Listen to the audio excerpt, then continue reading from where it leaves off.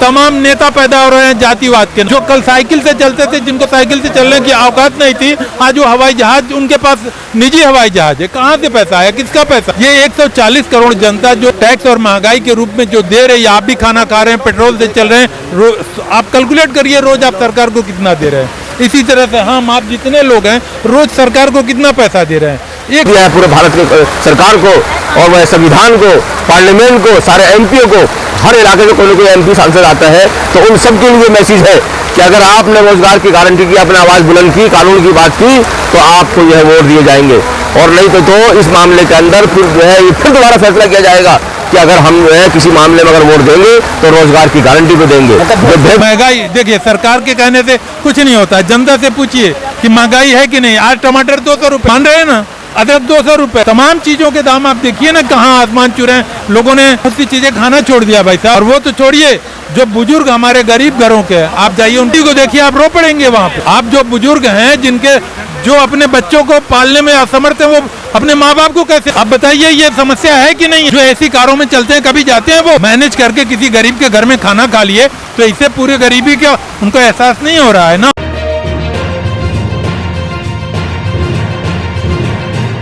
सबसे बड़ा मुद्दा यह है कि भारत के संविधान में और अभी जो पार्लियामेंट में अभी जो सारे एमपी यहाँ जमा होने वाले हैं, उनके सामने एक बड़ा मुद्दा बना के पेश किया जा रहा है कि आप राइट टू वर्क, एक जैसे right to information, right to education, इसी तरह भारत का ये कानून बने कि हर घर में एक रोज़गार की गारंटी हो, ज़मानत हो।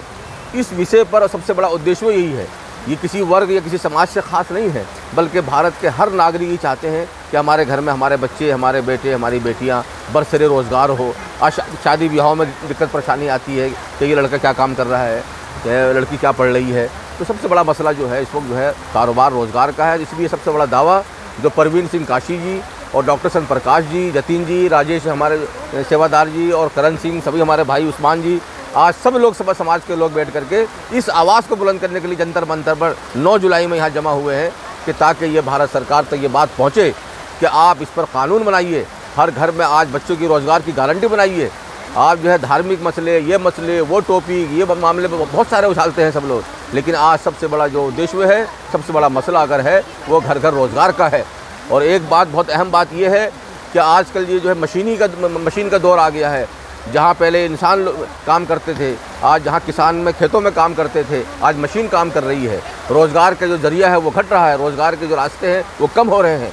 इसलिए आज बहुत बड़ी परेशानी सबके सामने खड़ी है। ये आज का कोई इशू ही नहीं है। ये आज जंतर मंतर का जो इशू है, ना यूसीसी का और ना मतलब किसी एक समुदाय के जो है कोई जो है के नाम पर खुश होने वाला मसला है, बल्कि ये हर घर का मसला है। अगर हम लोग इस पर अगर हम एकजुट होते हैं, अपनी सबकी सहमति होती है, तो ये सब क्या मुद्दा है? यूसीसी क्या मुद्दा है?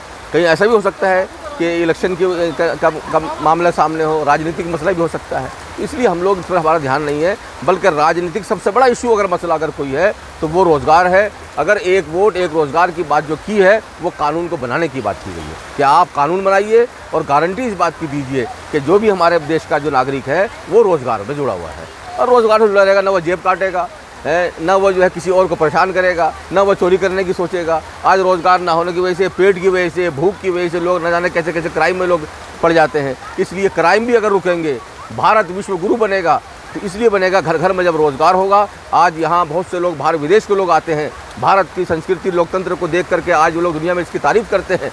इसी को हम लोगों को मजबूत करना है, रोज़गार को मजबूत करना है, ताकि हमारा भारत, हमारा देश जो है विश्व गुरु बने। और अच्छी तरह बात की, आत्मनिर्भर वाली बात की है, इसको रोज़गार मिल जाएगा। आत्मनिर्भर जो है खुद पर एक विश्वास आदमी को होना चाहिए।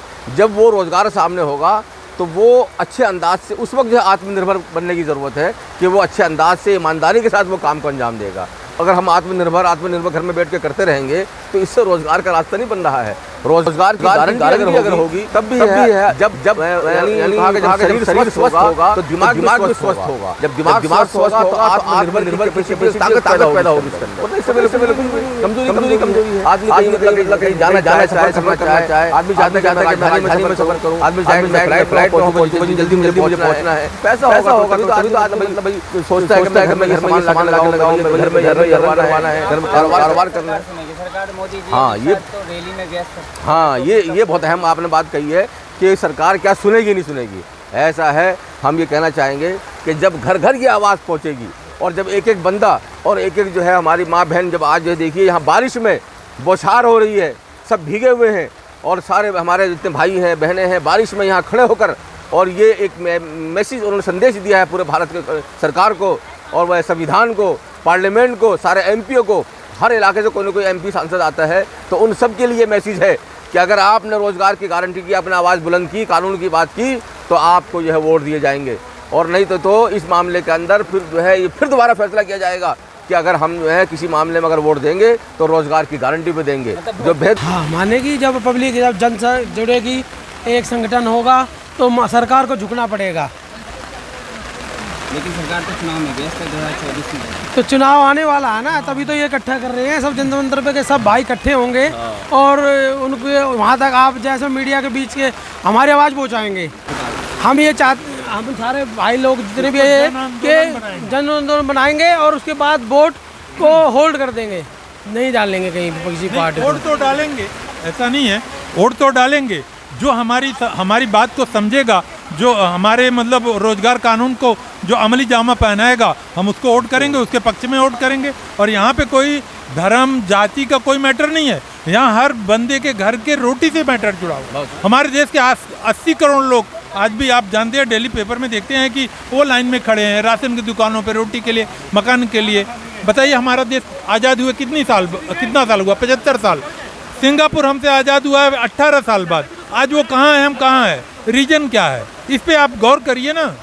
मीडिया, हमारे देश के बुद्धिजीवी और हमारे देश के जो व्यवस्था है वो उसको गौर करना चाहिए। महंगाई देखिए, सरकार के कहने से कुछ नहीं होता। जनता से पूछिए कि महंगाई है कि नहीं। आज टमाटर 200 रुपये किलो, मान रहे हैं ना, अदरक 200 रुपये किलो। तमाम चीज़ों के दाम आप देखिए ना, कहाँ आसमान छू रहे हैं। लोगों ने बहुत सी चीज़ें खाना छोड़ दिया भाई साहब, हम क्या बताएं आपको। और वो तो छोड़िए, जो बुजुर्ग हमारे गरीब घरों के हैं, आप जाइए उनकी स्थिति को देखिए, आप रो पड़ेंगे वहाँ पे। आप जो बुजुर्ग हैं, जिनके जो अपने बच्चों को पालने में असमर्थ हैं, वो अपने माँ बाप को कैसे पालेंगे? अब बताइए, ये समस्या है कि नहीं है? जो ऐसी कारों में चलते हैं, कभी जाते हैं वो मैनेज करके किसी गरीब के घर में खाना खा लिए, तो इससे पूरी गरीबी का उनको एहसास नहीं हो रहा है ना। तो देखिए, मैटर यही है, जो एक रोजगार का मुद्दा है, ये हर घर से जुड़ा है, हर नौजवान से जुड़ा है। इसलिए इसमें कोई भी डाइवर्जन नहीं चाहिए। स्ट्रेट रूट पे चलेंगे, जन आंदोलन बनाएंगे। जो आप कह रहे हैं सरकार नहीं सुनती ना, तो एक एक वोट से सरकार बनेगी। जिस दिन एक एक वोट समझ जाएगा, उस दिन सरकार आके पैरों पे पड़ जाएगी। नहीं, चेहरे पे चुनाव जीता जाता है या मुद्दों पे? आप बताइए। देखिए, हमारी सरकारों ने क्या किया है, डाइवर्ट कर दिया है पब्लिक को। आज़ादी के समय से ही ऐसा डाइवर्ट किया, कभी धर्म के नाम पे, कभी जाति। तमाम नेता पैदा हो रहे हैं जातिवाद के नाम पे। जो कल साइकिल से चलते थे, जिनको साइकिल से चलने की औकात नहीं थी, आज वो हवाई जहाज, उनके पास निजी हवाई जहाज है। कहाँ से पैसा आया, किसका पैसा आया? ये 140 करोड़ जनता जो टैक्स और महंगाई के रूप में जो दे रही है, आप भी खाना खा रहे हैं, पेट्रोल से चल रहे हैं, आप कैलकुलेट करिए रोज़ आप सरकार को कितना दे रहे हैं। इसी तरह से हम आप जितने लोग हैं, रोज़ सरकार को कितना पैसा दे रहे हैं।